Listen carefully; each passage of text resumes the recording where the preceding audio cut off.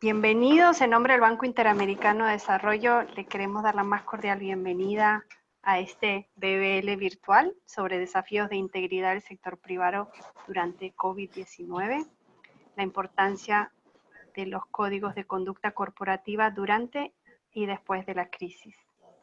El conversatorio contará con servicios de interpretación que podrán encontrar en el icono del mundo en la base de su pantalla. For interpretation services, please click on the world icon at the bottom of your screen and choose the language of your preference. Ahora quisiera darle la bienvenida a Fabricio Perti, gerente del sector de integración y comercio del Banco Interamericano de Desarrollo. Bienvenido. Bueno, muchas gracias y muy buenos días para todos. Mi nombre es Fabricio Perti, soy el gerente del sector de integración y comercio del BID, del Banco Interamericano de Desarrollo.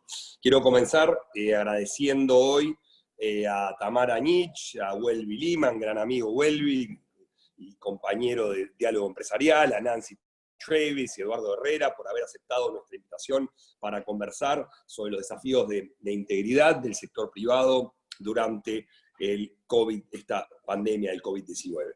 Asimismo, quiero también agradecer el apoyo del trabajo conjunto con mis colegas Lea Jiménez, Roberto de Michele y los demás integrantes de la división y del clúster de transparencia e integridad del banco.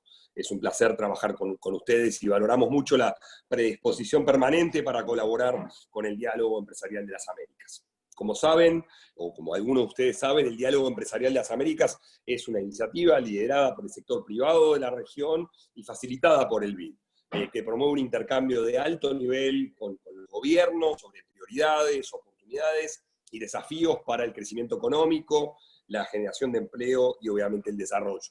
Y sobre las políticas públicas que alimentan los empresarios justamente para alcanzar dichos objetivos.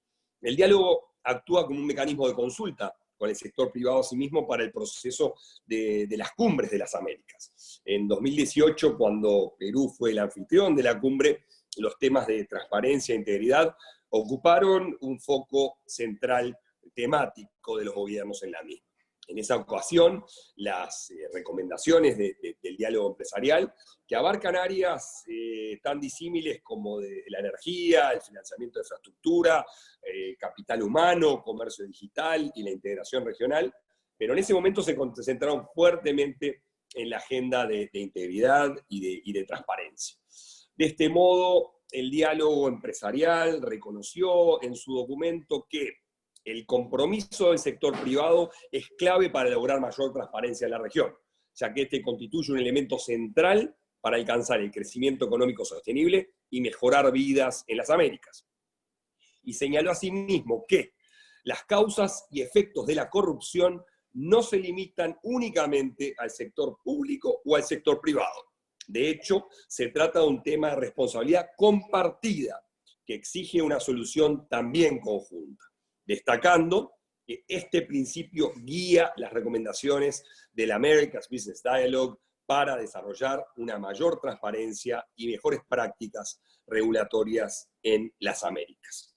En el tema que hoy nos ocupa puntualmente, el diálogo empresarial recomendó, y cito, incentivar al sector privado para que adopte mecanismos integrales para proteger la integridad, incluidos los códigos de conducta corporativa, acompañados de una implementación efectiva y una revisión periódica de los planes de cumplimiento. Como todos sabemos, la pandemia del COVID-19 ha generado nuevos desafíos también en temas de transparencia e integridad, vinculados al contexto urgente en el que se llevan a cabo los procesos de contrataciones y adquisiciones, que conducen a veces a procedimientos de excepción o a un menor grado de escrutinio, y que por lo tanto presentan oportunidades para prácticas poco transparentes o corruptas. El diálogo empresarial de las Américas, en las recomendaciones que presentó a los gobiernos de la región para responder a la pandemia, eso lo hicimos en plena pandemia, el diálogo se juntó, se reunió, los diferentes grupos de trabajo, se elaboraron 17 recomendaciones que fueron enviadas a cada uno de los ministros de finanzas de la región, que son los gobernadores ante el Banco Interamericano de Desarrollo. Ahí se señalaba que Los gobiernos deben continuar manteniendo los más altos estándares de ética, transparencia e integridad durante y después de la pandemia, y que resulta esencial mantener los más altos niveles de integridad y transparencia en el proceso de y durante todo el ciclo de contratación, en particular, y muy en particular, para los contratos relacionados con la pandemia. Ahí está en juego las vidas de los ciudadanos y ciudadanas de la región.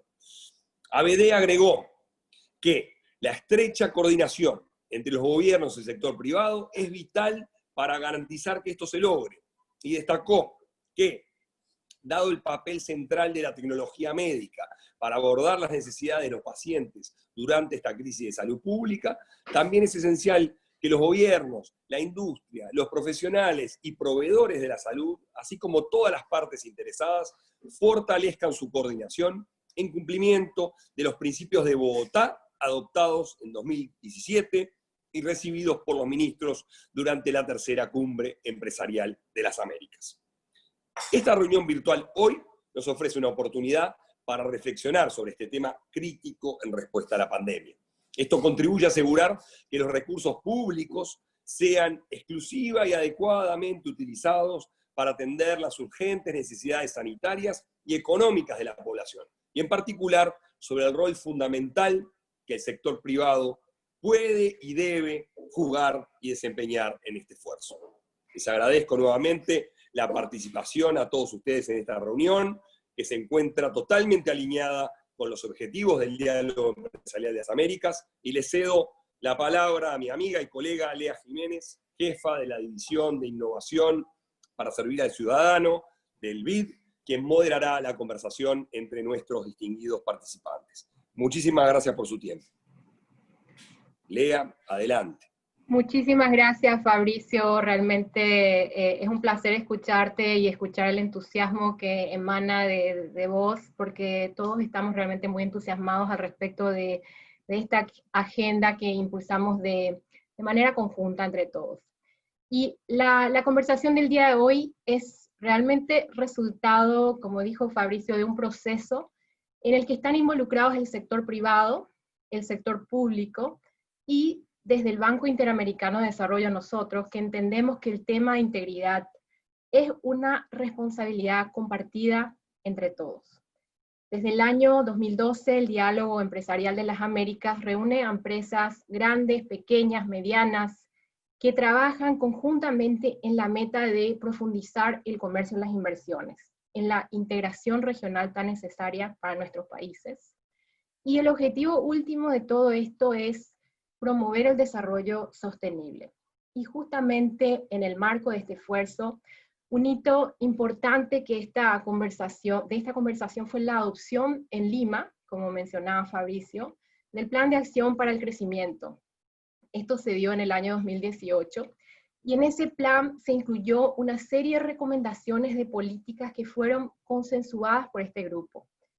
Y por primera vez desde la creación del diálogo empresarial se incluyó un grupo de trabajo de transparencia e integridad.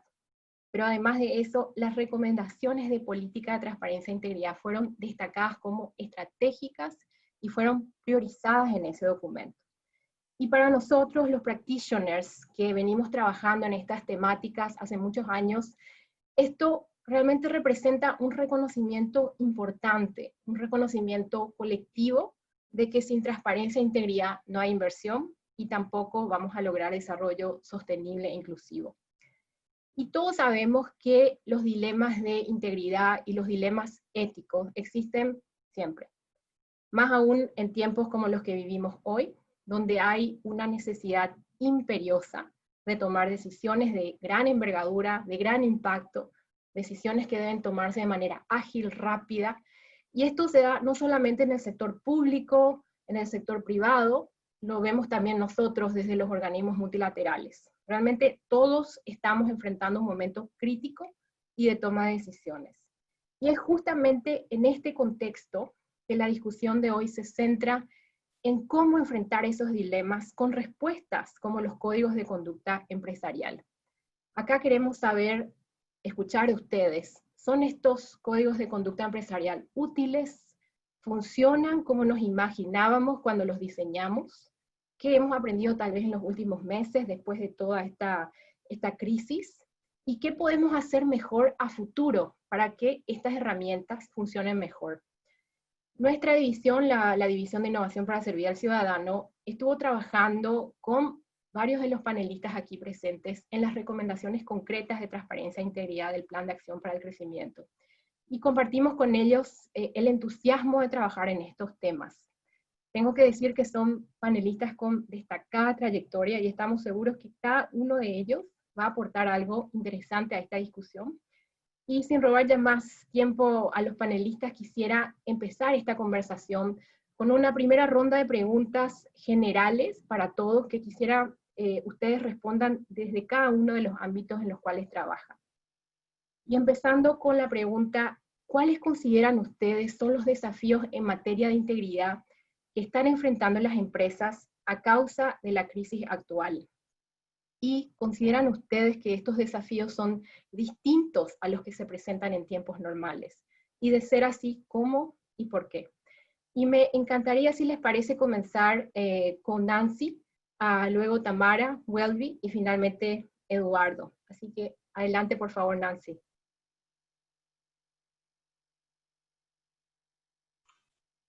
Thank you so much. It's a real pleasure for me to be joining you today. Many thanks to the Inter-American Development Bank for organizing this event and for the Americas Business Dialogue. The work that you've just described to advance transparency and integrity throughout the region is very important and very impressive. My name is Nancy Travis. I'm the Vice President for Global Compliance and Governance at AdvaMed, the Advanced Medical Technology Association. AdvaMed is an association, an industry association that represents medical device and medical equipment manufacturers. Many of our companies have worldwide activities, so we also have a global remit in terms of the things that we work on. We've been working with the Americas Business Dialogue for the past several years, and we most recently formed the Inter-Americas Coalition for the Support of Business Ethics in the Medical Technology Sector. It's a bit of a mouthful, but it brings together associations of medtech companies throughout the Americas region, and that coalition was what produced the Bogota Principles that were just mentioned at the outset. I know I'm not supposed to talk about all the details of that right now. I will answer your question. I think the answer to your question, like so many things, is a little bit of both. The challenges for integrity in the current crisis, I follow many of the same themes that we've already seen, but some of those have been exacerbated. In the medical technology sector, our companies have very close relationships with doctors and other healthcare practitioners in terms of how they prescribe and how they bring equipment into the healthcare settings. And those relationships have been challenged because of the social distancing and the fact that we can no longer communicate in person. And sometimes those challenges can create incentives for creative solutions that might actually violate some of the codes of conduct that we have developed.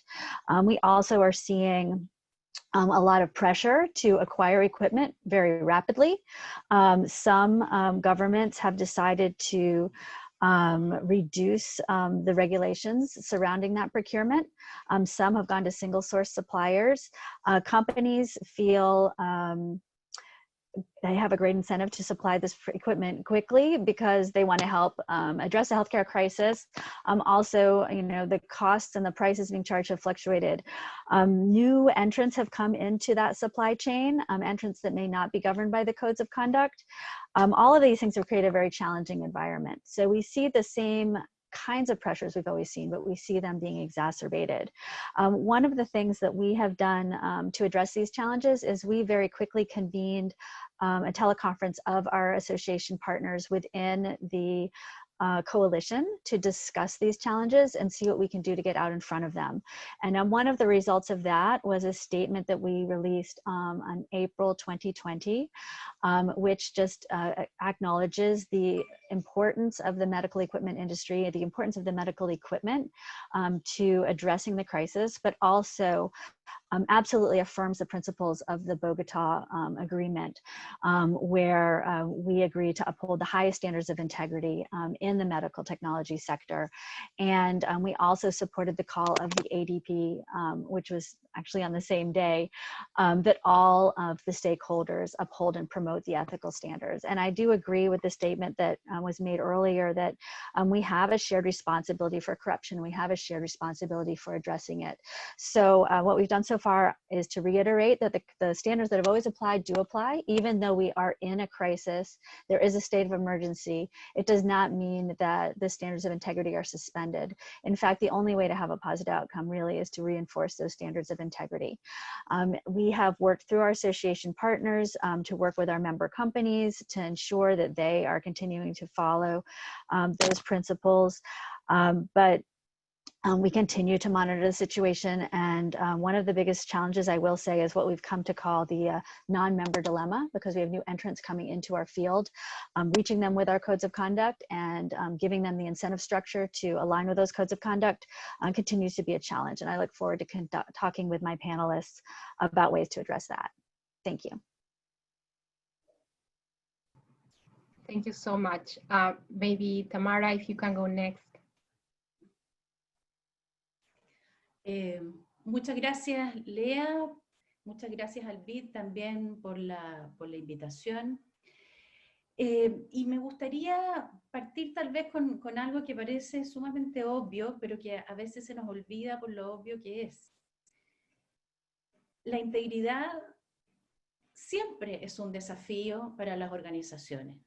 Si bien parece muy sencillo decir ser íntegros es como el punto inicial, hacer lo correcto, es como el principio básico al que las organizaciones se ven enfrentadas permanentemente, que parece obvio, esencial, básico. Llevado a la práctica, no siempre es así, no siempre es tan obvio, ni básico, ni esencial poder compatibilizar los intereses de todos quienes confluyen al interior de una organización. Y en esto, tomando tanto las palabras tuyas, Lea, como las de Nancy, no es un desafío exclusivo del sector público, tampoco es un desafío exclusivo del sector privado, sino que necesariamente debe llevar a establecer la sana relación que se da entre los dos mundos, tanto el mundo público como el mundo privado. Un comportamiento empresarial ético tenemos clarísimo hoy día, es un medio para construir una organización que sea estable en el tiempo. Sin eso no vamos a tener organizaciones sostenibles en el tiempo, por lo tanto hoy día se ha transformado la integridad al interior de las organizaciones en un aspecto que nos genera un valor que es requerido por la sociedad en su conjunto. Y por eso que hoy día con mucha más fuerza estamos hablando a nivel internacional incluso de la importancia de relevar un aspecto que parece, como decía al principio de mi intervención, obvio y básico, que tenemos que ser íntegros. ¿A quién le cabe duda que debemos ser íntegros como personas o que tenemos que ser íntegros como organizaciones? Pero cuando nos vemos enfrentados a ciertos dilemas que no son muchas veces sencillos de resolver, y si no son sencillos de resolver en épocas de normalidad, mucho más difícil es resolverlo en épocas de crisis, en situaciones de emergencia. Todos tenemos súper claro que las libertades civiles entran como a veces en cierta contradicción o en cierta colisión con algunos derechos humanos fundamentales y que tienen que verse supeditados al interés común, las libertades individuales, por ejemplo, que nos ponemos de alguna forma como un poquito más laxos tal vez para analizar o resolver ciertas situaciones que bajo condiciones de normalidad no lo haríamos. Ahora, yo creo que aquí hay una pequeña trampa en la que hoy día particularmente todas las organizaciones, sean del ámbito público o del ámbito privado, tienen que estar atentos de no caer en esa trampa. ¿Por qué? Porque hoy día que estamos dispuestos a pasar por alto ciertas libertades civiles, podríamos decir que nos podría quedar como gustando, nos podría quedar como de alguna manera, porque evidentemente saltarse las reglas es más fácil que ajustarse a los procedimientos estrictos que imponen los protocolos, los reglamentos, los códigos de ética al interior de las organizaciones. Por lo tanto, cuando hacemos estas excepciones a una regla, podríamos quedarnos ahí como con el gustito, como con el sabor de conseguir pronto un determinado resultado. ¿Ah? Y lo que tenemos que evitar a toda costa es transformar este dicho tan popular, ¿no? Que el fin justifica los medios. No, bajo ninguna circunstancia el fin podría justificar los medios que se utilicen para conseguir ese fin. Una cosa muy distinta es que en esta situación de emergencia podamos saltarnos algunas reglas, pero con transparencia, con acuerdo entre las distintas partes. Porque si no, el día de mañana, cuando la sociedad, cuando el ciudadano común y corriente nos evalúe, nos va a evaluar en una situación de normalidad, con ojos de normalidad. Y tal vez le va a ser mucho más difícil entender que ciertas decisiones se tomaron en un contexto en el que en el futuro ya ni siquiera nos va a quedar en la retina. Por eso es fundamental que en estas épocas de crisis no abandonemos esta búsqueda por la integridad a toda prueba. Si ya hoy día el sector empresarial de alguna manera está bajo sospecha permanente, esta, a mi juicio, es una oportunidad enorme que tiene de demostrar que está haciendo cambios significativos, que no está poniendo el fin, digamos, la forma como llega a ese fin por sobre un comportamiento íntegro.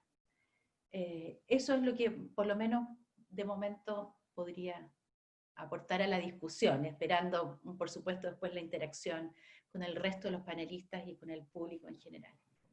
Muchísimas gracias, Tamara. Welby, por favor. Bueno, gracias por esta oportunidad. Y bueno, quiero comenzar resaltando la oportunidad que Walmart ha tenido en esta crisis de aportar, bueno, dos elementos. Un servicio esencial en todos los países. La distribución de alimentos ha sido reconocido como un servicio esencial y por eso las tiendas se mantenían abiertas y a la vez como responsable de ayudar a generar oportunidad económica y estímulo económico muy necesitado en el momento por una recesión fuerte en muchos de los mercados en que operamos.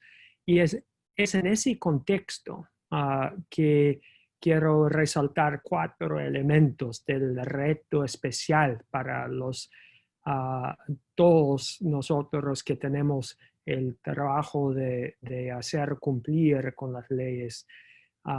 Uno es interno, es un reto interno en el sentido que enfrentar esta crisis requiere de experimentación y implementación rápida de muchas ideas nuevas en un contexto sumamente nuevo. Y en cualquier caso de acción nueva, innovación, bueno, surgen problemas de cumplimiento. Porque estamos haciendo cosas que no hemos hecho, que generan nuevas maneras de relacionarnos entre sectores. Y por eso, bueno, la lección es simplemente, hace falta en ese momento cultura de cumplimiento y un sistema de cumplimiento. un sistema que va a tener que aprender rápido, como toda la empresa está aprendiendo. Pero si el sistema no está ahí como base, bueno, hay poco tiempo en un momento de crisis de ponerlo. Y por eso las empresas como Walmart, que han invertido en una cultura y un sistema preexistente a la crisis, tienen una ventaja de poder acompañar la función de complemento con toda la innovación de las otras funciones de la empresa. Segundo, es externo, que de igual manera los servidores públicos se ven con el reto de cambiar que están haciendo. Muchos no están en la oficina y no obstante tienen una parte de una actividad esencial.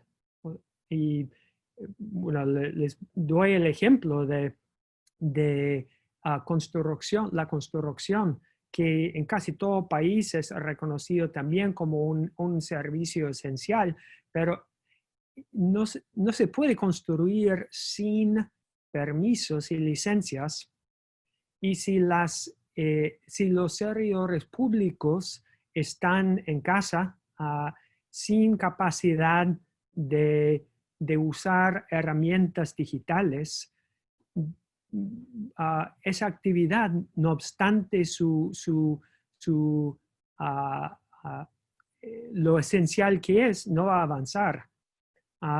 Y además los servidores públicos ven muchos stakeholders de ellos y de nosotros con muchas necesidades y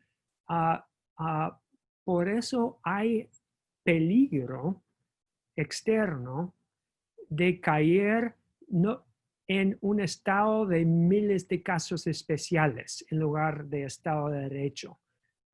De Estado de Derecho a Estado de caso especial es un peligro para complemento y de nuevo tener como empresa un sistema de protección, un código, una cultura de complemento te ayuda en ese momento a hablar con y a relacionarte con los servidores públicos de una forma regular, a pesar de todo lo nuevo que está viendo el servidor público. Tercer punto es que hemos visto sin duda, hay un retraso tremendo por parte de ambos sectores y ilustrado muy bien en el sector público de falta de inversión en herramientas digitales. Si hubiera mejor digitalización de sistemas regulatorios del Estado, hubiéramos haber podido avanzar con estímulo económico muy por encima de lo que se ha visto hasta el momento.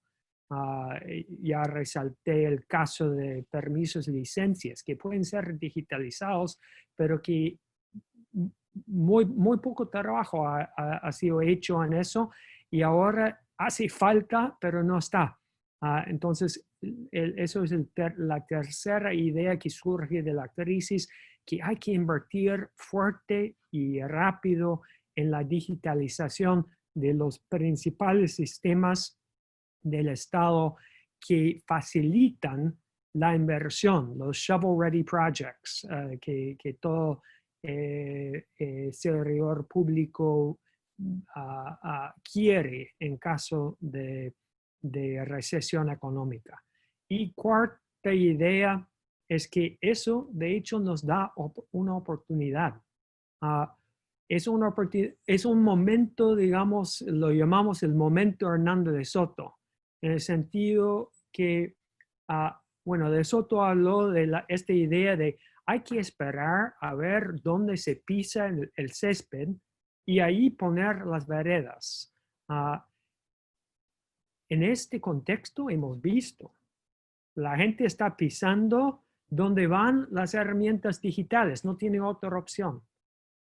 Entonces hay que poner ahora la infraestructura y las reglas que combinan bien con un nuevo mundo forzado digital. Y eso es una oportunidad para ambos sectores, pero en particular agradezco el BID por todo el trabajo que ha estado haciendo en justamente esa materia, en Transparency Fund, en inversión y comercio, en e-government en muchos contextos, y también en el contexto del diálogo empresarial de las Américas. Muchísimas gracias, Welby. Voy a volver al tema de la importancia de la adopción de tecnología digital. Me parece que ese es un tema central, un tema clave que esta crisis realmente dejó así a descubierto muchos temas vinculados a como todavía la necesidad de avanzar en esa materia. Por favor, Eduardo.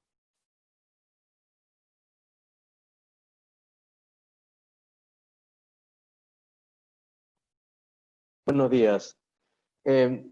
Fíjense, hablando de tecnología, actualmente todos estamos viviendo un cambio en lo que está pasando en nuestras vidas y cómo desde casa a veces tenemos que interactuar hacia el mundo, ¿no? Cuántas personas que no nos conocemos y no nos vemos podemos estar conectados en tiempo real. Y esto básicamente me lleva al desafío de cómo es uno como persona en su casa, en su cotidianidad, y cómo es una persona en la empresa o en los distintos roles que realiza. ¿Y por qué menciono esto? Porque esencialmente ese es el concepto de integridad.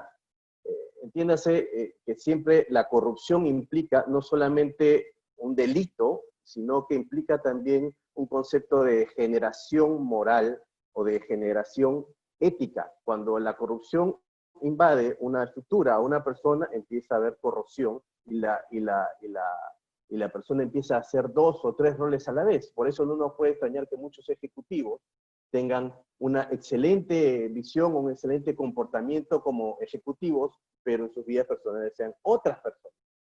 El concepto de la integridad intenta mostrar la unidad de la persona siempre, a pesar de que sean distintos los roles que se realizan. Entonces, partiendo de esa hipótesis, creo que el desafío más importante de hoy es ser una misma persona en todos los roles que realizamos en nuestras distintas interacciones.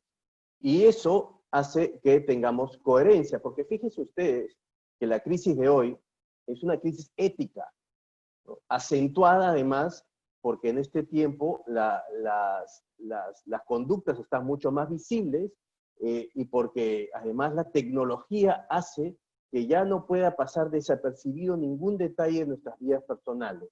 Entonces, si una persona que hace empresa es un mal ciudadano y golpea a su esposa o a su pareja, eso se va a saber porque hay medios de comunicación que están registrados y casi vivimos invadidos o a veces tocados por la tecnología, que puede ser buena y en otros casos puede ayudar a descubrir este tipo de incoherencias. Entonces, cuando existe incoherencia, no se puede hablar de integridad. Y ese es el concepto que yo quiero rescatar al día de hoy. ¿Cómo podemos hacer que una persona sea siempre una y no esté seleccionando estratégicamente cómo comportarse de acuerdo a los distintos roles que desarrolla? Y aquí es donde vienen los códigos. Los códigos, nuevamente, que tienen que ser vívidos, que tienen que ser reales, que tienen que llegar a la ética aplicada. Usualmente en nuestras universidades, en nuestros colegios, nos enseñan una ética histórica, una ética conceptual, plagada de conceptos, de personajes que han tenido una leyenda, un aporte a la humanidad. ¿Y cómo llegamos a aplicar esas reglas en la estructura de nuestra vida cotidiana? ¿Cómo podemos ser buenas personas y cómo podemos, sobre todo, distinguir entre lo correcto y lo incorrecto? Porque la ética es un proceso reflexivo que nunca acaba y que es a lo que tenemos que impulsar. Cómo mediante un código, que puede ser un documento inerte, se vuelve una regla o un valor corporativo que las empresas adoptan e infunden a sus colaboradores, a sus ejecutivos, para que haya esta coherencia, este correcto comportamiento siempre. pienso que este es un momento esencial a nivel de empresa para que los hombres que hacemos empresa presentemos una imagen coherente, íntegra del nuevo empresariado, o de la forma que queremos hacer empresas de ahora en adelante. Y el cuestionamiento mundial, y sobre todo en Latinoamérica acentuado, se da en que de qué manera construimos un capitalismo mucho más consciente y un capitalismo mucho más ético en detrimento de un capitalismo que se puede degenerar, lo que se llama mercantilismo o neoliberalismo por algunas personas.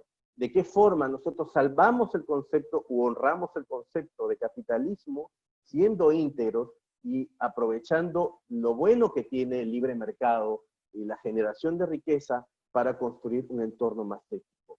Pienso que tenemos un reto de tener un posicionamiento con legitimidad desde la empresa y poner, aprovechando esta nueva etapa que atraviesa la humanidad, poner un hito fundacional para marcar una nueva imagen de lo que queremos de la empresa en adelante. Y no escudarnos solamente en entelequias, sino que simplemente vivir la forma de la manera más coherente de nuestras existencias y aplicando los valores que tenemos en estos códigos de manera que no sean letra muerta. Muchas gracias.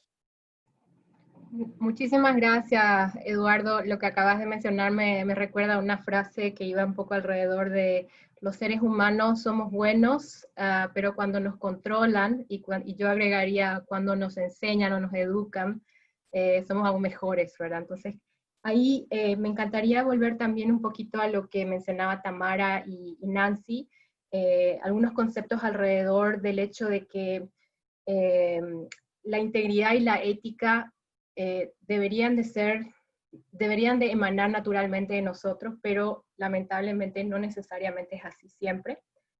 Y este contexto nos está poniendo realmente a prueba.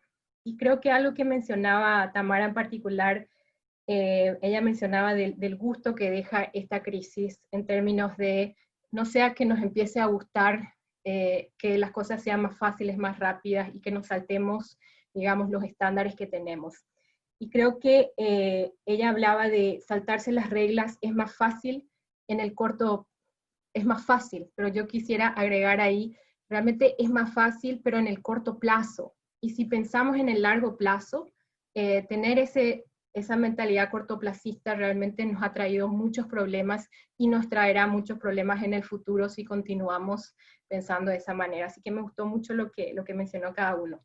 Ahora quisiera volver otra vez a Nancy. Going back to Nancy, I know that the Code of Ethics of AdvaMed has long set the standard for ethical interactions between healthcare professionals and member companies. And from what I know, the Code of Ethics basically provides medical technology companies with guidance based on what would be 6 cornerstone values. And I think these are related to innovation, education, integrity, respect, responsibility, transparency. And from what I know, at the beginning of the year, you updated the code to reflect the needs of a rapidly changing world, of a rapidly changing industry. And of course, I'm sure that when your team was designing this new and updated code of ethics, you never expected to be a part of an industry that is right at the center of a crisis. And not just any crisis, but one of great magnitude, great impact, social impact at all levels. And across the world right now, there is a huge demand for medical supplies, medical solutions, and a great amount of resources are being directed to medical supplies. And at the same time, we are also witnessing a great deal of cases where, unfortunately, those resources were not properly handled. So my question to you in this context and in the context of your company, and in your view, what is the role of Code of Corporate Conduct? And how did, for example, the recently adopted Code of Ethics work for AdvaMed in this highly unpredictable scenario? And what are perhaps the lessons learned during this COVID-19 crisis that you think need to be considered in the design of future codes of ethics. Nancy, please. Thank you so much. And thank you for that introduction to the AdvaMed Code of Ethics. I think to answer your question, I'm actually going to refer back to what everyone's been talking about, but specifically Welby and Eduardo both referenced the importance of compliance and a culture of compliance. And generally in the compliance profession, we're seeing a transition away from rules-based guidance towards principles-based guidance. And that transition is reflected in the new version of the AdvaMed Code of Ethics. There were a number of reasons why we updated the AdvaMed Code of Ethics. One was to take into account new technological advances and also just some new business models that have come into place since the code was last updated more than 10 years ago.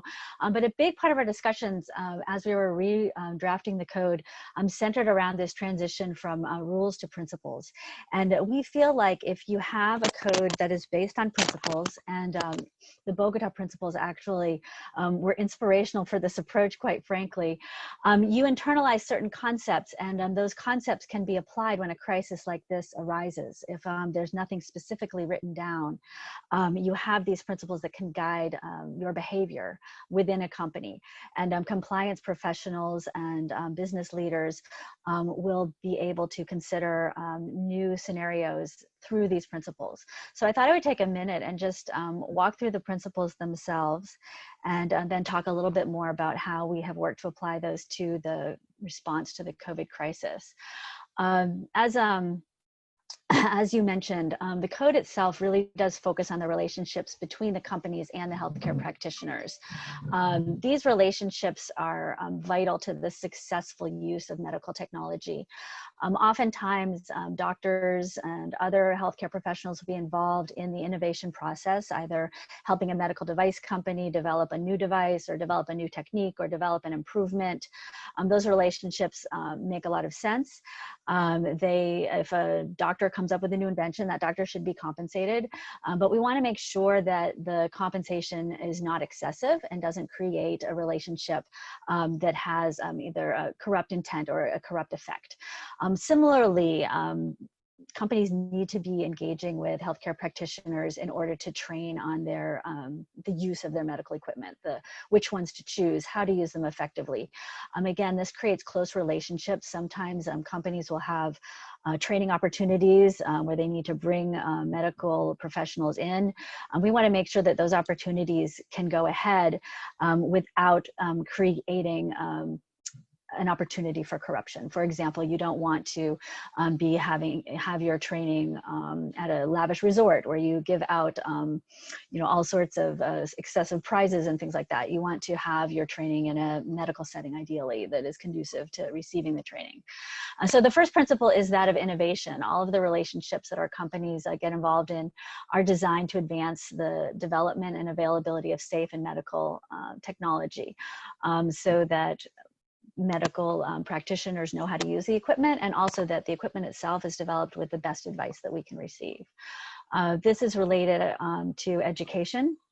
All of the companies that sign under the code commit to deliver high quality training and education to help ensure that the healthcare professionals can use medical technology. That commitment to high quality training and education is very important to our industry, and as you get involved with more advanced technologies, it's even more important. Perhaps most important to our discussion today is integrity. This was a new element that we brought in. It's something that has been an underpinning of the code for a long time, but we hadn't spelled out in exactly these words. Our companies commit to conduct their business with integrity at all times and avoid real or perceived conflicts of interest with healthcare professionals. Related to this was the new fifth principle, which is that of responsibility, and we had a lot of discussion around this. Our companies commit to promote socially and ethically responsible business practices that protect patients, their rights, and their safety. This goes beyond that tight focus on healthcare practitioners to say that all aspects of our business should be conducted with a consideration of social and ethical norms. Finally, I'll just mention the last two, to respect the independent clinical judgment of the healthcare professionals. They are the ones who are deciding the best way to treat patients, and all of our company representatives that interact with them commit to allowing that discretion. And lastly, transparency. This gets back to what Eduardo was talking about as well, that everything is visible now, and we commit to it being visible. All of the relationships that our companies are involved in, we commit to documenting them and making those available for review, making sure that all of these interactions are conducted fairly, openly, and transparently. So those are the principles that our companies have signed on to. And we hope and believe that they do guide a broad range of activity and give officers the tools they need to address specific incidents as they arrive. We at AdvaMed do quite a bit to educate on these principles. We have a board of directors that is rather large and cross-cutting, reflecting the diverse nature of the medical technology industry.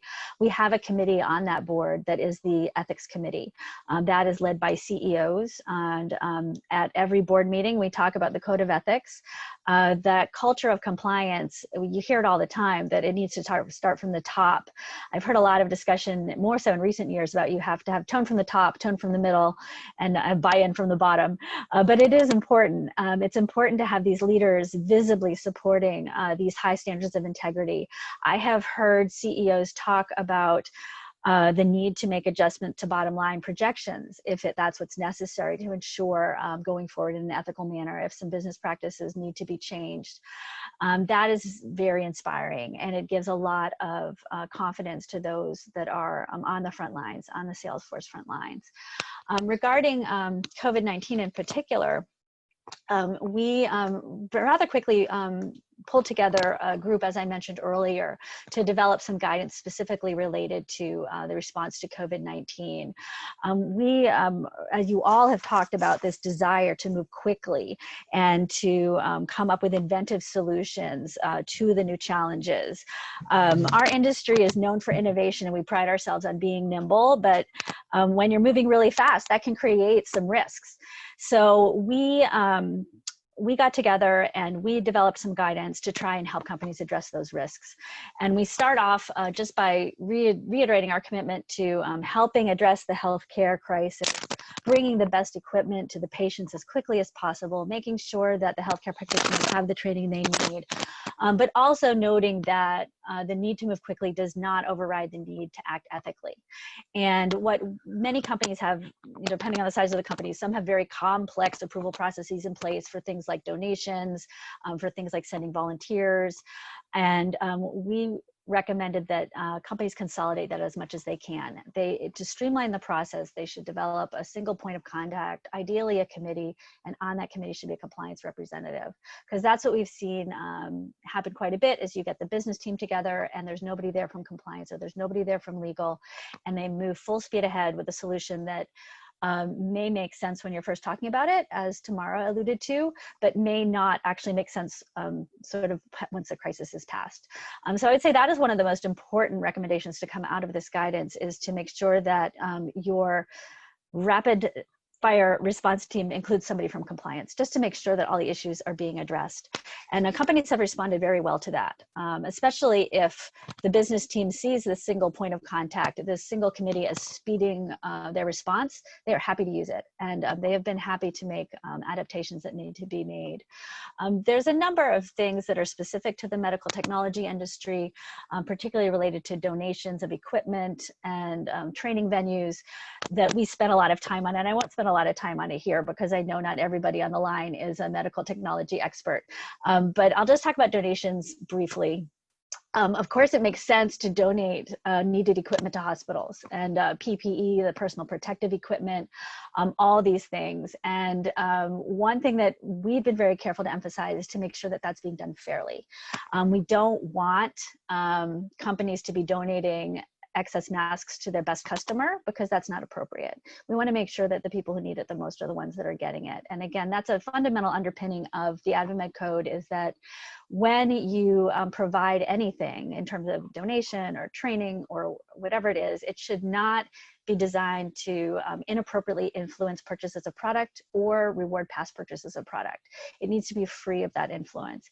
And that's something we consistently emphasized through our response to the crisis. And we believe that it has had an impact. And finally, I'll just close on a very boring point, but just within our industry, we've also encouraged a lot of documentation. Just document all of these practices as you're going through them. Sometimes when you write things down, they look a little clearer than when you're just talking about them.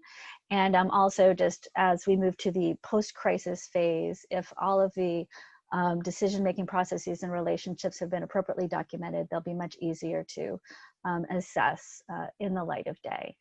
So I think that's all that to say is that we do feel like the Corporate Code of Conduct is a very effective response to this kind of a crisis, especially if the development of that code of conduct involved a broad sector of your industry, as ours did, and especially if that code of conduct is alive and part of frequent discussions.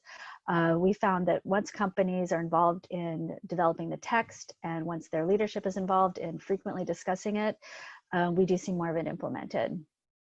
So I'll just pause there, and I'd be happy to hear from my other panelists and of course entertain any questions. Thank you so much, nothing, absolutely nothing boring about what you just discussed. Thank you so much, really enlightening.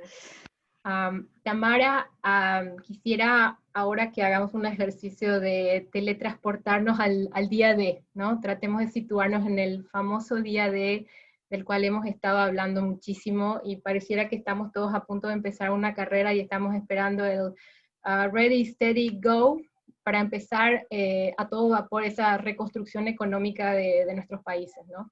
Post-COVID. Y por tu amplia experiencia en temas de transparencia e integridad, quisiera preguntarte, ¿qué riesgos esperas en un contexto post-COVID? ¿Qué rol juegan las herramientas de integridad de las organizaciones después de la crisis del COVID-19? ¿Y cómo hacemos para que estas valiosas herramientas de integridad no sean percibidas como un problema, como una piedra en el zapato, o como una barrera para la reactivación económica? Te escuchamos, Tamara. Bien, muchas gracias, Lea.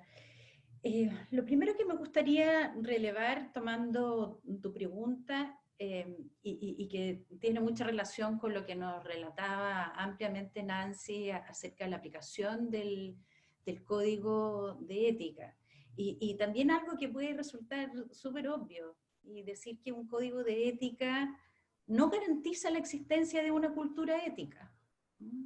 Una cosa es el instrumento, el código, el papel, pero otra cosa es la cultura ética que debiese estar plasmada a lo largo de la forma como las organizaciones hacen las cosas, cómo se relacionan entre ellos y también con los respectivos stakeholders, con las terceras partes. Y la expansión de esta cultura ética no tiene que tener frontera únicamente dentro de nuestra organización, sino que tiene que ir mucho más allá. Ahora, ¿por qué me interesa relevar el tema de que la existencia de un código de ética no es sinónimo de una cultura ética? Porque lamentablemente en la práctica, desde el ámbito de la consultoría, nos hemos dado cuenta que hay mucha tentación a copiar los códigos de ética que han sido exitosos para alguna organización.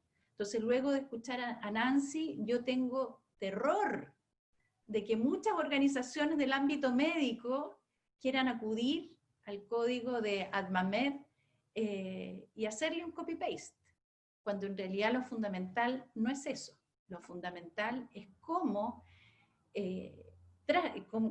hacemos permear esos valores, esos principios que están contenidos en nuestros códigos hacia la manera como hacemos los negocios, a la manera como realizamos nuestras interacciones, no solamente al interior de la empresa, sino que también con los terceros. Y ese es un gran riesgo, porque aquí va a haber algunas empresas que van a salir muy fortalecidas y la tentación de algunos de querer ir a copiar los instrumentos que para algunas organizaciones han dado resultados, pero que no necesariamente garantizan el éxito en otras. Ahora, yendo derechamente a tu pregunta acerca de los riesgos que se esperan en un contexto, sobre todo post-COVID, creo que hay uno que es histórico, que también está presente hoy y ha estado presente en el pasado, pero con mucha mayor fuerza va a estar en el momento en que las organizaciones tengan sus arcas financieras un poco más debilitadas, y que es el narcotráfico. O sea, creo que eso es algo que no podemos olvidar nunca. El poder corruptor que tiene el dinero, bueno, el narcotráfico y de otros crímenes o de otros delitos asociados a la criminología organizada, donde el poder corruptor que tiene el dinero que son capaces de generar puede ir a golpear la puerta de aquellas organizaciones que en términos financieros estén más debilitadas. Y eso me parece que es algo que tenemos que estar todos con los ojos muy abiertos para poder alertar tempranamente a las organizaciones en la medida que vayamos viendo cómo estos dineros obtenidos de manera ilegítima son puestos ahí como un salvavidas para muchas organizaciones. Y ahí también se van a poner a prueba los códigos, los principios que están detrás de los códigos. De nuevo, lo que dije en la primera parte de mi intervención, el fin no justifica los medios. No nos podemos quedar entrampados en que es más fácil conseguir un determinado resultado económico si es que nos saltamos algunas reglas, ¿no? Si es que hacemos las cosas de una manera no íntegra. A lo mejor sí, conseguimos esos resultados económicos, pero tú lo dijiste también, Lea, con mucha fuerza. Eso no nos garantiza la sostenibilidad en el tiempo.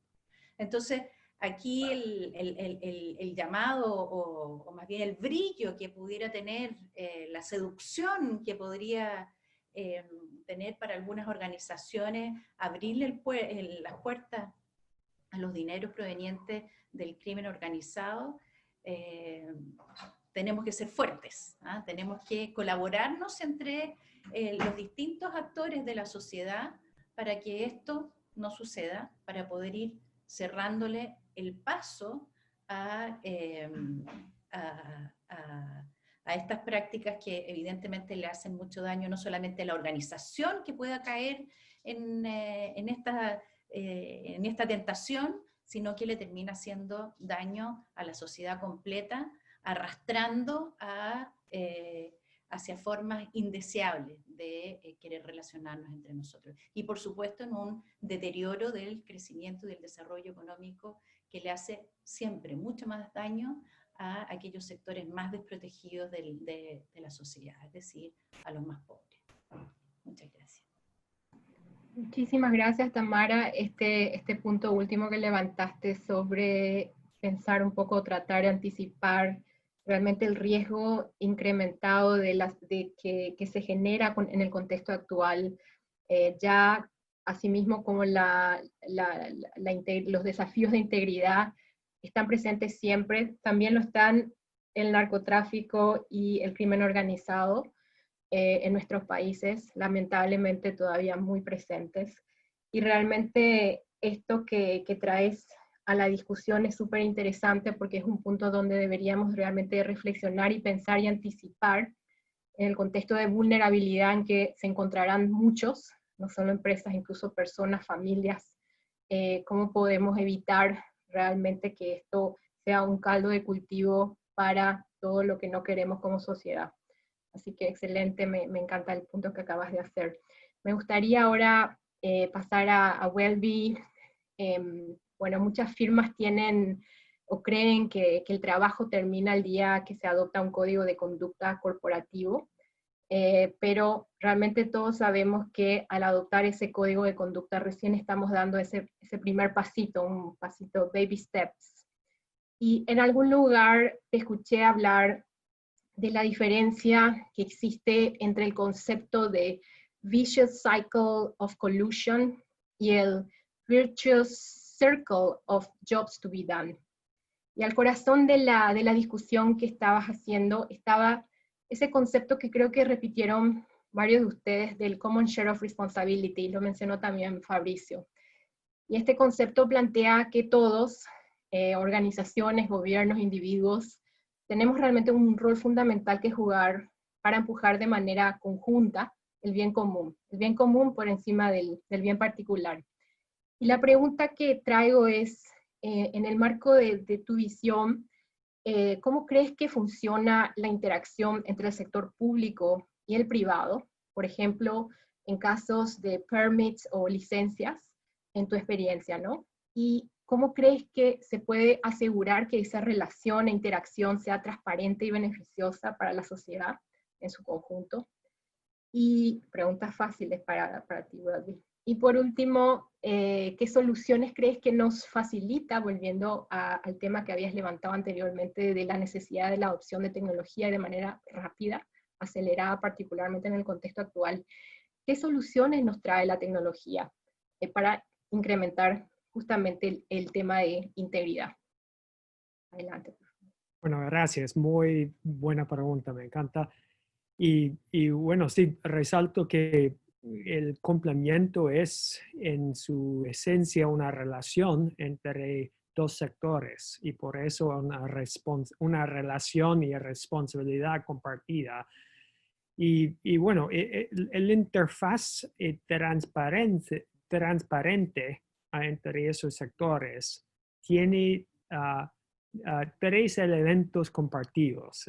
Y aquí compartido comienza con C. Los pongo todo en palabras que comienzan con C. Tenemos los 4 C, que son conocimiento, capacidad y compromiso, todo compartido. Para hablar de un C adicional, la pregunta es ¿cómo vamos a generar ese conocimiento, capacidad y compromiso compartido? Lo veo como, mejor avanzado a través de la competencia, de hacer una estructura de incentivos dentro de áreas empresariales o regulatorias, incentivos a favor de competir a base de conocimiento de complemento, capacidad de complemento, compromiso de complemento, y verlo como una competencia, una co-opetition, o sea, colaboración y además competencia, o sea, colaborar a favor de competencia para que todos avancen en su capacidad, en su conocimiento, capacidad y compromiso. Eso es lo que hemos intentado hacer en el diálogo empresarial de las Américas, con varias recomendaciones que van al grano de tu pregunta. Y resalto 2 entre varios que están, y realmente recomiendo que todos vean todo el informe que salió en 2018 y que no terminó ahí. Con la ayuda de Fabricio y todo su equipo y otras áreas del BID, estamos avanzando con varios gobiernos, early adopters, que quieren avanzar con las recomendaciones. Pero resalto número 5 y número 8, y solo para que vean como esa relación y responsabilidad compartida de una forma se ve en la relación entre el número 5, que se trata de responsabilidad del sector privado, y número 8, que se trata de responsabilidad del sector público, hecho con ayuda y apoyo del sector privado. Entonces, número 5 es incentivar al sector privado para que adopte mecanismos integrales para proteger la integridad, incluidos los códigos de conducta cooperativa, acompañados de una implementación efectiva y una revisión periódica de los planes de complemento. Bueno, de eso se trata este panel y estamos hablando de eso, pero ¿qué relación tiene con número 8? 8 se trata de generar un código de buenas prácticas para el servidor público y la entidad pública a favor de transparencia digital en un área regulatoria sumamente importante para anticorrupción, que es otorgamiento de permisos y licencias. Bueno, en mis primeros comentarios mencioné lo importante que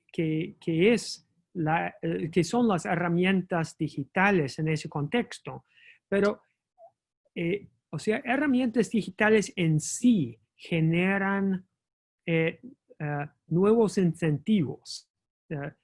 Lo digital es más transparente y por eso generan nuevos incentivos a favor del complemento. Pero no puede terminar el trabajo de estructurar buenos incentivos solo con eso.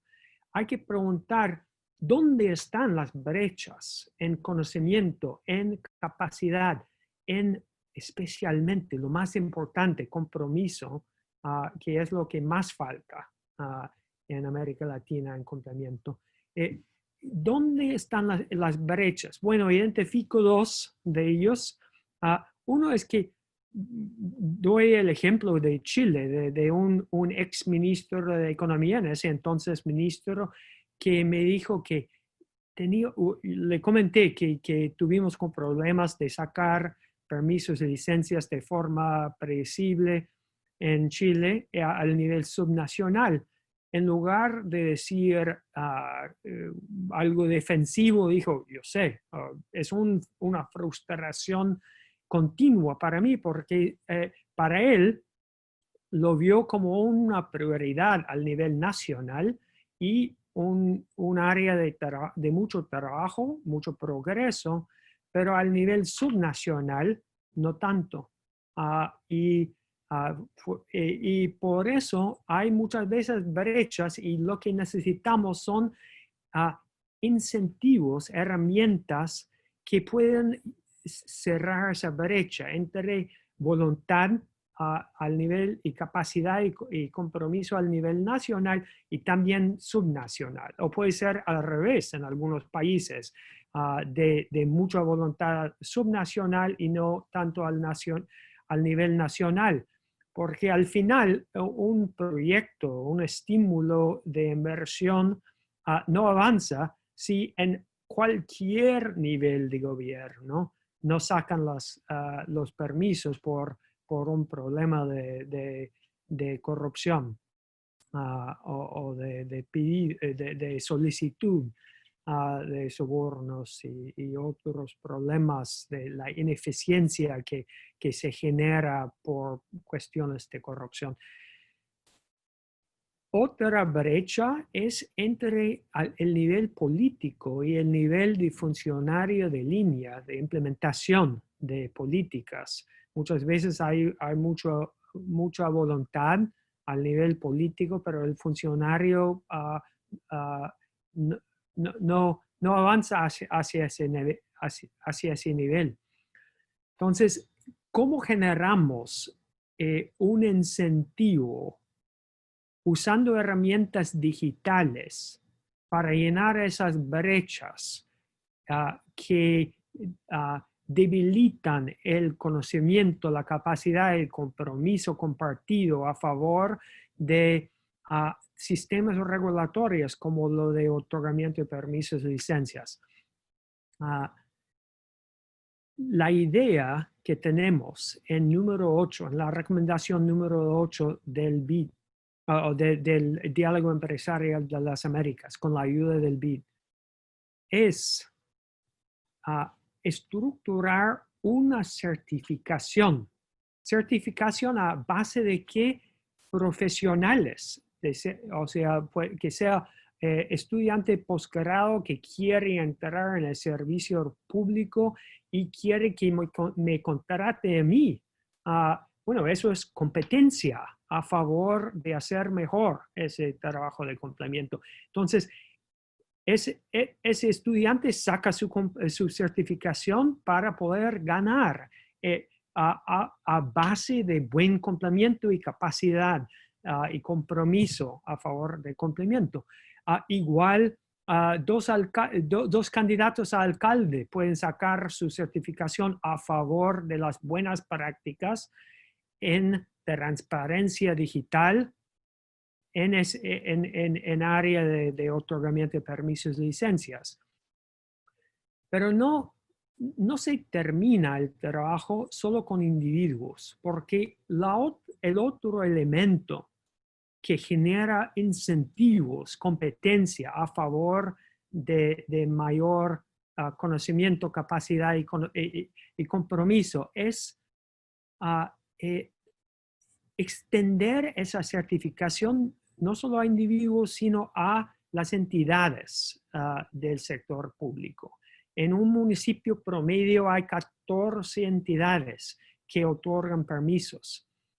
Entonces, estamos hablando de muchas entidades y dar a ellas una certificación de 5 buenas prácticas en transparencia digital que el sector privado, los miembros del diálogo empresarial, han reconocido como eficaces en generar un cambio positivo a favor de la anticorrupción y la competitividad. Genera conocimiento para la entidad que le permite competir con su par. Igual como ha hecho el Doing Business del Banco Mundial, que de hecho incluye un componente que es licencias de construcción. Entonces, eso es lo que es el trabajo en que estamos ahora. Hemos identificado 5 buenas prácticas en transparencia digital. Lo vemos como los elementos de origen, el punto de partida a favor de construir y estructurar un sistema regulatorio de licencias y permisos que funciona con la anticorrupción. Y esa certificación que puedes sacar como individuo o como entidad te genera incentivos. Puedes tener el beneficio de salir número 1, de poder decir que sí, yo cumplo, yo tengo la certificación. Entonces, simplemente termino con una invitación a todos los policy makers, los servidores públicos y los que rodean los servidores públicos en todos los países del hemisferio. Estamos en este trabajo ahora, el diálogo, con varios gobiernos a nivel nacional y subnacional. Hay recursos, hay también, de toda forma, y hay también casos muy positivos de que se puede aprender. Entonces, si tienen interés en avanzar con este tema, es una responsabilidad compartida. Pueden contar con nosotros, con el sector privado, en muchos niveles de recursos para ayudar a construir juntos un sistema de otorgamiento de permisos y licencias en el cual podemos relacionarnos de forma correcta y digital. Muchísimas gracias, Welby. Súper interesante todo lo que mencionas, y creo que rápidamente solo quiero rescatar este concepto de que las herramientas digitales son exactamente eso, herramientas que nos van a permitir de repente catalizar cambios a favor de mayor integridad, mayor transparencia, mayor competitividad, pero no van a hacer la tarea por nosotros. Nosotros tenemos que hacer la tarea, y esa tarea de desarrollar los incentivos adecuados que mencionas es una tarea clave. Y sin agregar más, quisiera pasar a Eduardo porque casi nos estamos quedando sin tiempo. Eduardo, teniendo en cuenta que en los últimos años varios países de América Latina han adoptado leyes de responsabilidad penal de las personas jurídicas, y dada tu vasta experiencia como consejero de empresas de Perú en materia penal, queremos saber tu opinión al respecto de cuán importante es realmente la prevención en el contexto de leyes de responsabilidad penal. Y si tuvieras que darnos 1 o 2 consejos acerca de la prevención en temas de integridad, ¿cuáles serían esos consejos? Por favor, Eduardo. Bueno, muchas gracias. Voy a tratar de ser lo más breve posible. A ver, yo creo que lo primero que hay que tener en cuenta, o lo que me atrevería a aconsejar, es que no tengamos un modelo de compliance o de cumplimiento por miedo, sino más bien por convicción. Porque cuando recurrimos al miedo como incentivo, estamos buscando que el sistema de justicia no nos encuentre, y eso es una cuestión de probabilidad. Si el pensamiento es cubrirnos para cosas malas que estamos haciendo, incorrectas, que sabemos que estamos haciendo, porque al final todo se sabe, mejor consíganse un abogado penalista bueno y traten de sortear las probabilidades. Un modelo de cumplimiento no debería ir solamente a proteger o a cuidar las responsabilidades, no más bien a hacer algo por convicción, porque es el deber ser, como se dice filosóficamente, y porque esto al final trae consecuencias positivas, incluso de rentabilidad. Pero claro, nuevamente aquí hay que tener en cuenta los límites legales, y para esto sí hay que trazar una línea muy clara, qué es lo que la ley permite y qué es lo que la ley no permite. Y en esto hay que insistir nuevamente siempre en capacitación, como se ha dicho, y persistir en tratar de meter una idea de corrección y hacerlo correcto, y sobre todo de discernir, que la persona individual tenga en clara cuáles son sus límites y cuál es lo bueno y lo malo, para que la persona misma escoja cuándo optar por uno o cuándo optar por lo otro. En el caso de lo otro, asumir el gran concepto de responsabilidad. En la cultura empresarial es muy difícil o muy poco a veces presentable o verificar en la realidad conceptos de asumir responsabilidades, porque en una sociedad que a veces está crispada, llevamos al concepto de culpabilidad. Entonces, si hay un escándalo, siempre hay un culpable, pero el concepto de culpabilidad, que implica un reproche, no es lo mismo que el de responsabilidad, que implica asumir una posición de liderazgo individual y decir, yo me hago cargo de este problema y de aquí en adelante asumo las consecuencias del mismo porque soy libre. Entonces, acá los modelos de cumplimiento tienen un rol importante, sin duda. Yo creo que más allá de atiborrar o de meter mucho procedimiento, la procedimentología está dirigido a básicamente el respeto y el equilibrio. Yo soy contrario siempre a poner reglas muy drásticas, incluso en materia de legislación nacional. Poner penalizaciones fuertes no es incentivo a una conducta. Lo que hace es trabajar básicamente en la prevención, porque recordemos que el derecho penal siempre llega tarde. Siempre llega cuando hay un muerto, una violación, un asesinato, entonces ahí la consecuencia es más reparativa. Si tuviera que decir algo sobre un modelo de prevención eficiente, trataría de apoyarme en un trípode, ¿no? Básicamente que implique una norma, pero una norma inteligente, coherente, necesaria cuando se tenga que hacer. No disparemos normas constantemente porque lo pide la colectividad o para servirnos más seguros. Las normas se emiten cuando hay que regular algo que es necesario regular, y aquí viene un poco lo que decía Welby, de los famosos permisos o permisología. ¿No? Si queremos rellenar de recibos, entonces, de permisos, entonces va a haber un incentivo para eludir, y ahí está el germen de la corrupción. Eso primero, las normas cuando son necesarias. Segundo, tiene que haber efectivamente una palabra que no es traducible en español, que es enforcement. Si hay una norma y esta norma no es cumplida, tiene que haber una sanción y un enforcement activo de parte de la organización, no buscando una cacería de brujas y cazar a todo el mundo, sino básicamente encontrar responsabilidades cuando las hubiese y mostrar el ejemplo de que la ley se aplica drásticamente cuando se tiene que hacer. Y finalmente, el concepto de educación y sensibilización. es importante persistir, persistir y persistir, porque lo único que forma a la persona hacia un criterio y hacia una reflexión es la formación de un hábito constante que nos lleva a decir y poder discernir entre lo bueno y lo malo. Y aquí invaden conceptos como la crítica, el razonamiento, que es lo que debemos impulsar en nuestras sociedades y en nuestras empresas. Pienso que una persona con crítica, con capacidad de reflexión, es una persona que va a actuar bien, porque va a medir los incentivos, las consecuencias y las causas que generan los malos comportamientos. Muchas gracias. Muchísimas gracias, Eduardo. Me encantaría no perder más tiempo y poder recoger algunas de las preguntas del público. Nos llegaron muchas preguntas.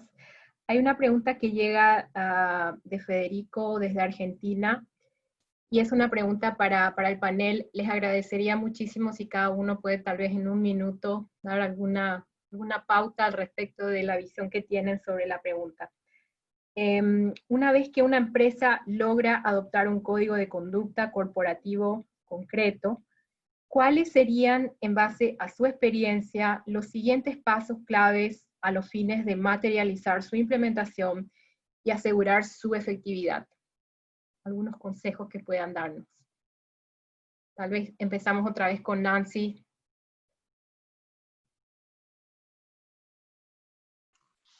Thank you so much. It's my pleasure to respond to that question. Once a company adopts a code of corporate conduct, what are the key aspects to ensuring its success? There's a lot of literature about how to actually get your code implemented. And I'll just say, I'll go back to what I said before. A lot of it has to do with tone from the top. Also, a lot of it has to do with getting that broad-based buy-in throughout the organization. So ideally, if you can have a multi-function team that puts together the code of conduct, you will have a set of advocates within all the elements of the business unit, and that will greatly enhance its success. So aside from getting the buy-in throughout the organization, either in developing the code or actually assigning champions within each business unit, I've seen that done before, the tone from the top is critical. Then next, related to that, is training and education. You need to train all of your employees on the content of the code, and this ideally should be customized depending on their function. We have an overall training course that we've developed that's suitable for any member of a company, and then there's kind of a deeper dive version of it for Salesforce personnel that goes into specific scenarios and things like that. And then finally, you really, much like we've been talking about today, you need to within your company align the incentive structure to promote adherence to the code. You can't have aggressive sales targets that depend upon unorthodox business practices and expect your code to be followed by the people who need to be following it. So the bottom line, the sales projections, those need to be aligned with what you expect, the behavior that you expect from the employees. And that's a big decision, and it's a decision that needs to be taken by the business team as well as the compliance team. You can't, in these days, get a code adopted just by threatening punishment. We've also seen incentives built in terms of people being rewarded on their performance review. We've also seen kind of creative compliance awards also help enhance compliance. But in my experience, what I've observed, the most success comes when you really align the firm's bottom line with the expectations and communications from the top. Thank you so much, Nancy. Tamara. Bueno, yo tengo una visión un poquito distinta. Creo que para asegurar el éxito de un código de ética, todo eso es previo. Me explico. Un código de ética solo podrá ser exitoso si es que fue construido mediante un proceso participativo con toda la organización y con sus partes relacionadas. Por lo tanto, el éxito que podamos tener en su aplicación va a venir dado si es que ese proceso de construcción del mismo fue lo suficientemente participativo. Independiente que si tiene cláusulas más, cláusulas menos, sanciones más, sanciones menos, que siempre son necesarias, por supuesto, porque después hay que darle vida al instrumento, pero el éxito lo vamos a medir si es que efectivamente logramos tener organizaciones íntegras con cada uno de sus miembros y de relaciones comportándose de la manera que corresponde. Gracias. Muchas gracias, Welby, por favor. Bueno, hablé demasiado, así que para dejar más tiempo a Eduardo y para otra pregunta, solo digo que estoy muy de acuerdo con esta idea de hacer muy participativo y amplio la convocatoria y el compromiso. Y también, obviamente, cualquier incentivo que se puede generar para dar valor a las empresas que tienen códigos y a individuos que cumplen ayuda. Entonces, los gremios son importantes también para poder generar competencia a favor del cumplimiento. Muchas gracias, Welby. Eduardo, por favor. Bueno, sí, yo coincido con lo que ha dicho Tamara. Al final, todas las normas deben ser consensuadas y creadas de una forma teniendo en cuenta la opinión de todos los participantes para que la hagan suya y ver los distintos pareceres, porque al final del día el código va a ser aplicado de esa manera. Tiene en cuenta también la vertiente psicológica de si la persona está en capacidad de cumplir el código, cómo recibe la norma, tener en claro también que poner ejemplos es una cosa que ayuda mucho, dejar de ser tantos códigos legales, difíciles de entender, sino que las personas entendemos como ejemplos mirando qué es lo que es correcto gráficamente, hacerlo muy simple para que sea entendible y además sea leíble, porque un elemento disuasivo de los códigos es que no los leen porque son muy densos y son difíciles de leer. Y finalmente pienso que más allá de la capacitación, que es un elemento fundamental en esto, y concientización sobre todo, de saber los límites y el poder discernir lo correcto de lo incorrecto, es el liderazgo de parte de la cabeza de la empresa. Si es que el líder o la cabeza de la empresa no tiene presente que esto es un norte para su empresa y que eso va a regular su gestión, entonces no hay código que sirva para nada. Muchísimas gracias, Eduardo, y todo realmente tremendamente enriquecedora la charla. Yo aprendí un montón personalmente y espero que todos los que están conectados sientan lo mismo. Quisiera dar la palabra a mi colega Roberto de Michele para que dé unas palabras de cierre, así que por favor, Roberto, adelante. Muchas gracias, Lea, y muchas gracias a todos. No se asusten, no voy a resumir la cantidad de cosas que dijeron porque son muchísimas e interesantísimas, pero sí me voy a tomar el atrevimiento de una o dos ideas que tal vez no fueron muy explícitas, pero que me parecen importantes. La primera, me parece muy interesante que los cuatro coinciden en que tener este tipo de instrumentos no es una cuestión formal ni ritual, que es muy importante llevarlos a la práctica, es muy importante aterrizarlos en el comportamiento concreto de todos los niveles de una organización empresarial. No es letra muerta, no es un papel, esto es una práctica, y esa práctica, como alguno de ustedes dijo, tiene que tener una consistencia y una coherencia, y muy especialmente cuando hay momentos difíciles como el que estamos viviendo, en donde posiblemente los desafíos sean distintos y más fuertes de los que vivimos en tiempos normales. La segunda conclusión importante que yo me llevo es que tenemos la ventaja hoy en día que además la tecnología puede estar de nuestro lado. Y la tecnología nos ayuda a muchas cosas. Nos ayuda, como algunos de ustedes dijeron, a remover obstáculos que pueden ser oportunidades de conductas indebidas, pero al mismo tiempo nos ayuda a reconocer las conductas correctas mediante mecanismos que compartan buenas prácticas, apps que ayudan a entender cómo resolver algo en un momento crítico, nos dan ejemplos, nos permiten conectarnos entre todos. Y el tercer elemento con el que quiero cerrar la conversación del día de hoy es el siguiente. A mí lo que me parece más interesante es que las empresas decidan en no competir en materia de integridad. Pueden competir en precio, pueden competir en servicios, en calidad de los productos. pero creo que algo que el Diálogo Empresarial de las Américas y nuestro trabajo trata de mostrar es que no hay competencia en materia de integridad. Es un compromiso igual para todos. Eso debería estar fuera de la competencia, debería ser algo dado. Y en ese sentido, yo les agradezco enormemente el esfuerzo que hacen de traducir los compromisos que ustedes tienen a nivel individual y a nivel de sus empresas individuales en algo de acción colectiva, para que todo el sector privado, no importa el tamaño de la empresa, y en todos los países de nuestra región, tenga mejores herramientas y mejores instrumentos para actuar y producir y contribuir al desarrollo con transparencia e integridad.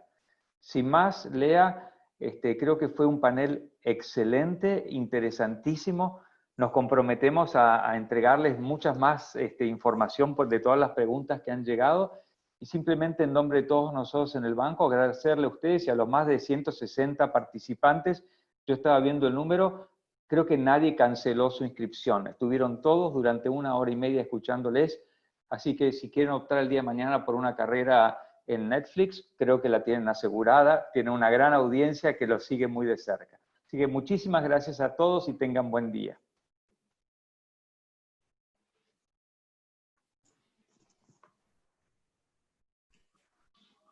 Thank you. It was a pleasure to participate. Muchas gracias a todos por la invitación.